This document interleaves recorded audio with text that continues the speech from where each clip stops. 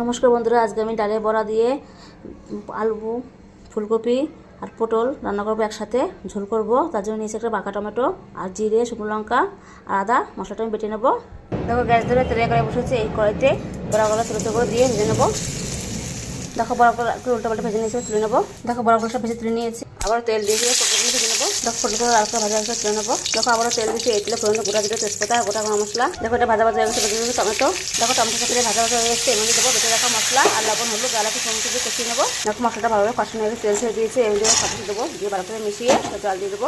দেখো, ভালোভাবে মিশিয়ে নিয়েছি। এবার জল দেওয়া লাগবে, দিয়ে দেবো। দেখো, ঝোল দেওয়ার পর তরকারিটা কত সুন্দর ফুটে রয়েছে। বন্ধুরা, তোমরা এভাবে করতে পারো, খুবই ভালো লাগবে খেতে। এমনি দেবো 2-4টা আমি আলু ভেঙে দেবো। দেখো, তরকারি কিন্তু প্রায় আমার হয়েছে। এর মধ্যে আমি ধনেপাতা দেবো না বন্ধুরা, ধনেপাতা নেই আমার কাছে, তোমরা চাইলে দিতে পারো। আমি গরম মশলা তেলের উপর দিয়েছি, গরম মশলা আমি বেটে দেবো না। আমার সুন্দর ভিডিও তোমাদের ভালো লাগে, চ্যানেলটিকে সাবস্ক্রাইব